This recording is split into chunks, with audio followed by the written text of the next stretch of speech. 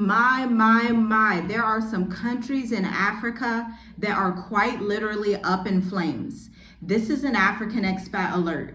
This is for you. If you plan on moving to Africa, if you're an expat already here, we're going through a transition period on the continent of Africa. Now, if you're subscribed to this channel, which you should be, you know we were talking about the Madagascar revolution that just happened a couple of weeks ago, where the Malagasy people protested and took their president out, or essentially made him fly to France to get to safety, and now they have a military leader in power. Now, you guys may also know, we used to live in Tanzania, and the exact same type of thing is happening in Tanzania now with protests. Tanzania is under a steep internet blackout.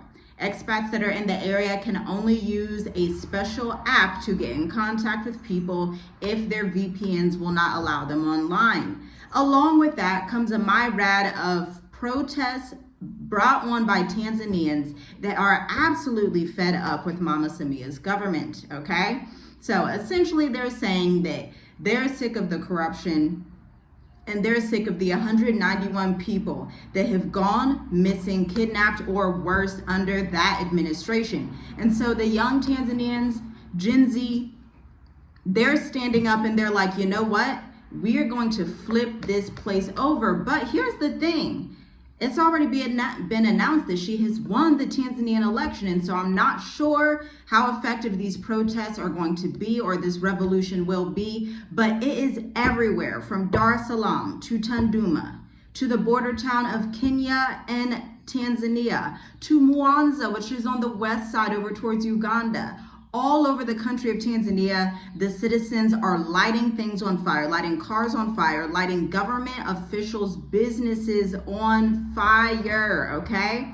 So if you are in that country, I would tell you, if at all possible, leave to a different African country. Now, my African country of choice is Mauritius. I left Tanzania for Mauritius 2 years ago because you could start to see the corruption seep into every part of life and into every part of society. And we knew by the time elections came, it was going to be crazy. It's much different visiting somewhere, visiting Zanzibar for a couple of months, and then you fly somewhere else or you go back to America, rather than living there for years at a time. I'm telling you, only take advice from people who have lived in your African country of choice for years and years at a time, because that is how you're going to get the real deal, because you know locals, you know what's going on, you know what's going on with the news, you know what's going on with politics, so that you can keep yourself safe. So American expats, according to the U.S. Embassy, have been told to shelter in place. Hopefully they bought enough food for a while. Who knows how long these protests are going to last, but it looks like if you just try and go out to like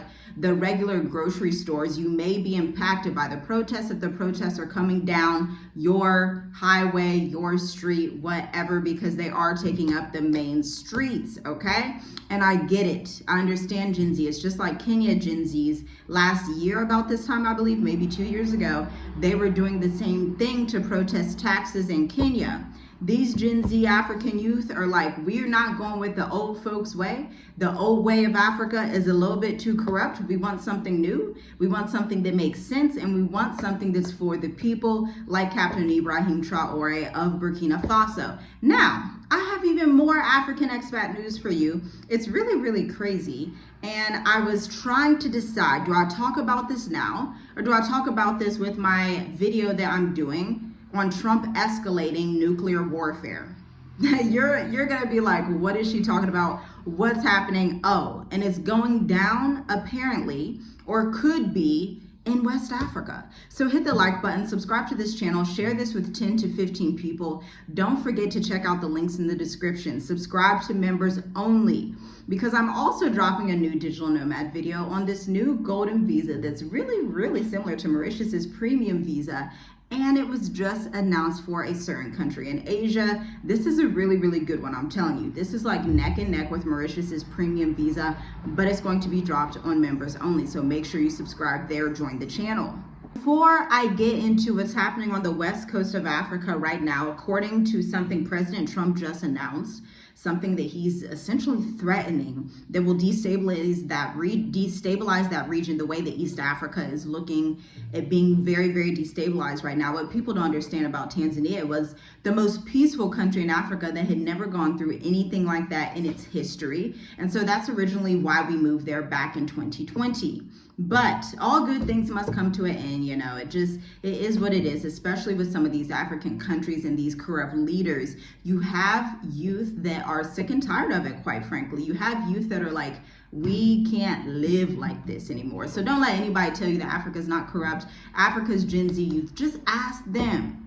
They will let you know. Now, the older generation, they may not let you know. But the young folks, okay? Remember the children of Israel? It was the younger generation that made it in the land, okay?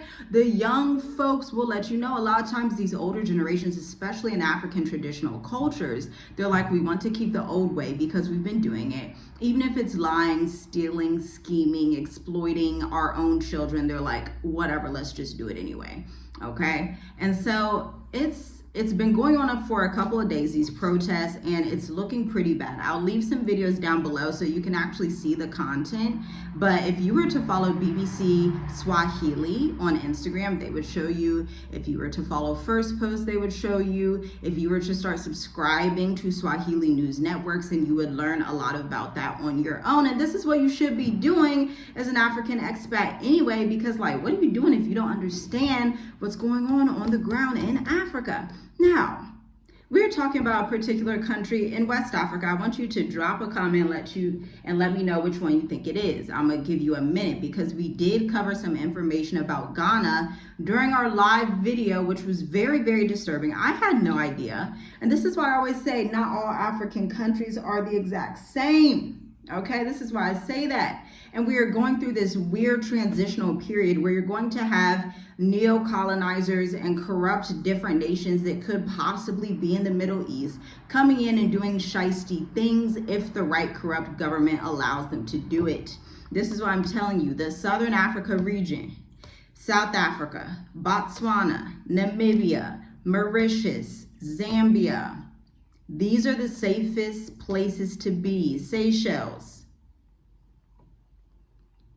These are the best countries in Africa, period, hands down. I'm going to just tell you like it is. I'm going to tell you straight up. 1, peace. 2, stability. 3, safety. That's it. That's all that matters. Not, you know, what's popular, what's cool, what was cool in the 70s. Listen, it's 2025, child. We're going through the AI revolution. There's a lot of things that are happening in the world to destabilize certain regions of the world. And as a traveler, you need to know these things. Now, the country that I'm talking about is Nigeria. Let's pull up some research real quick together, okay? Let's pull up some research because Donald Trump it's quite scary, to be honest with you. Donald Trump's statement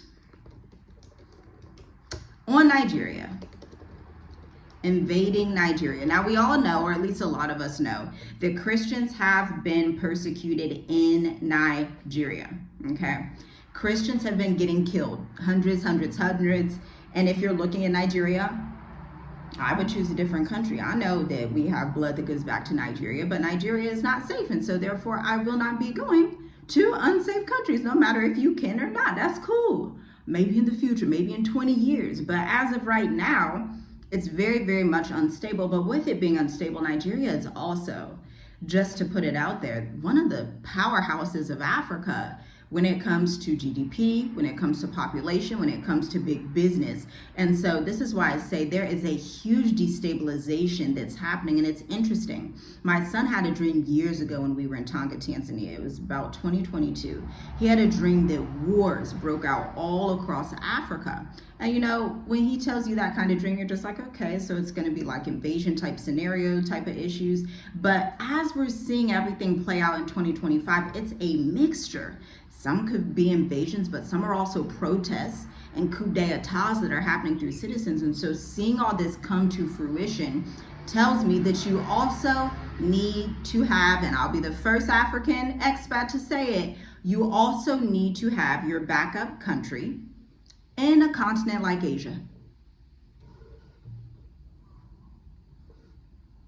I'll be the first to tell you, seriously, have your backup, because this is why we're redoing the 2026 State of the Diaspora to be more inclusive of other areas in Asia, because it's time to be a little bit more diversified, and you have to understand where the safe havens on planet Earth are going to be, okay? There are also some Pacific Island nations. And y'all know we love islands. We live on an island. I never would have thought I lived on an island. All praises to the Most High Yah, because I never was going to live on an island. But here I am today, speaking to you from a tiny island.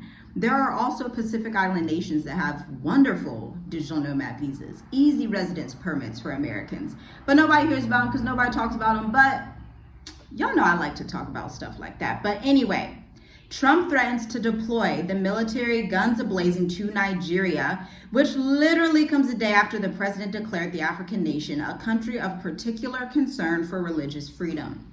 This is by Politico.com. I want to preface this and say I don't know who these militias, these Muslim militias, are funded by.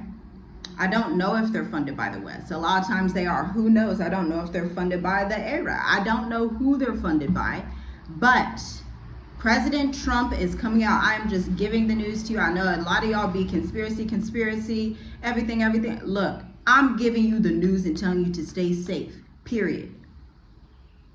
President Trump said that he is considering, along with Hegseth, the top military advisor in the American military, he is considering invading Nigeria, boots on the ground in Nigeria, which would cause a destabilization across all of West Africa. So if I was hearing this news and I was in Nigeria, if I was in Ghana, I would consider going south. Period. That's what I would do. Now, this article is dated 11/1. That was literally yesterday. President Donald Trump on Saturday threatened U.S. military intervention in Nigeria and the withholding of all foreign aid if its government continues to allow the killing of Christians.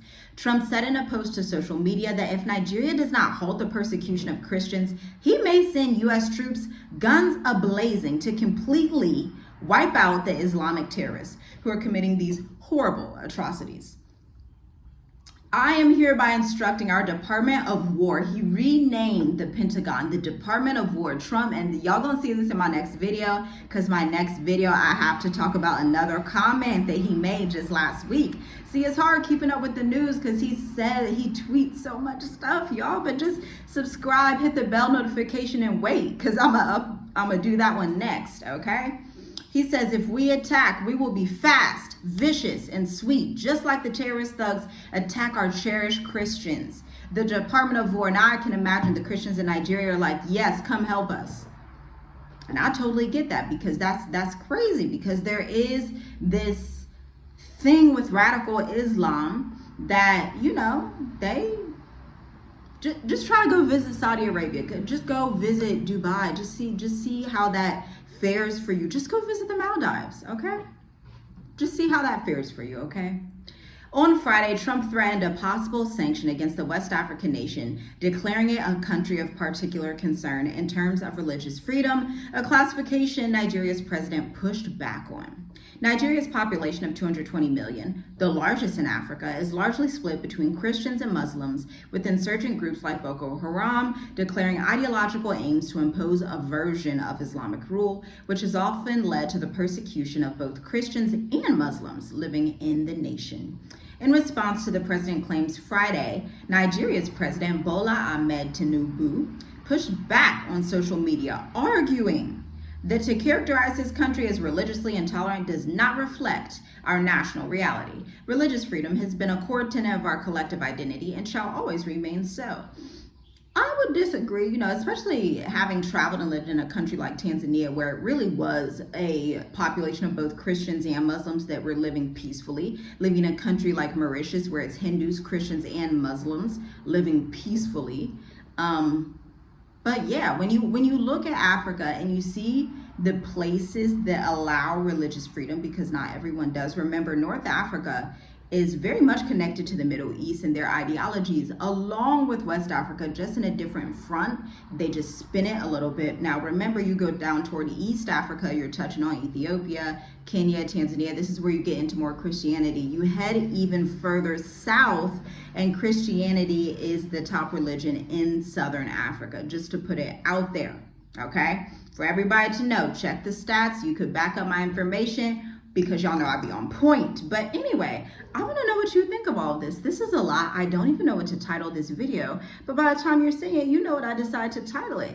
From Tanzania to Nigeria to Ghana. Again, I'm gonna leave that video down below of Ghana. I just don't have time to rehash what I was talking about. Essentially, there's arsenic, lead, and mercury being poisoned in the water and the food supply across the entire country of Ghana. And so their scientists and their chemists are standing up on national Ghanaian news television stations and saying, hey, we have to fix this or people are going to die of kidney disease, of kidney failure, of liver failure. They're going to have neurological issues, seizures, all types of developmental issues. I'm going to leave that live video we did about that down below. Shalom, shalom. I'll see you in the next video. Subscribe to members only. Stay safe.